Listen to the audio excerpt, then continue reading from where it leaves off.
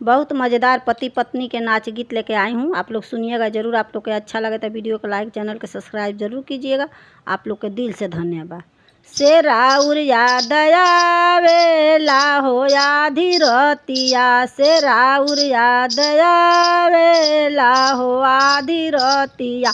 हंसी हंसी पूछेल राजा एक बतिया, अरे राजा एक बतिया, से काहे दुबरइलू हो हमर धनिया, से काहे दुबरइलू हो हमर धनिया।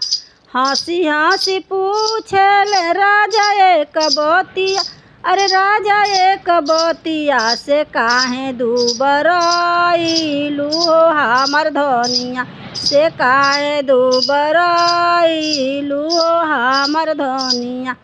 का हम कहीं राजा दिलवा के बतिया, अरे दिलवा के बतिया, से राउर याद आवेला हो आधी रतिया, से राउर याद आवेला हो आधी रतिया।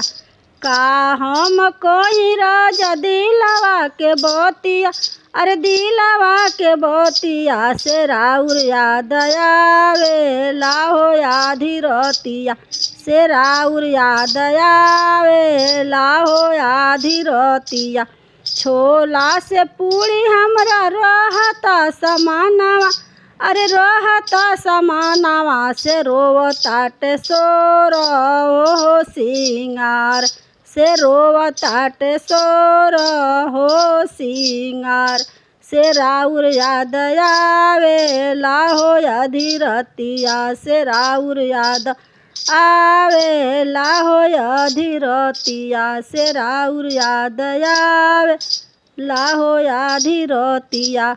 से हंसी हंसी पूछेल राजा एक बतिया, अरे राजा एक बतिया, से काहे दुबरइलू हो हमर धनिया, से काहे दुबरइलू हो हमर धनिया।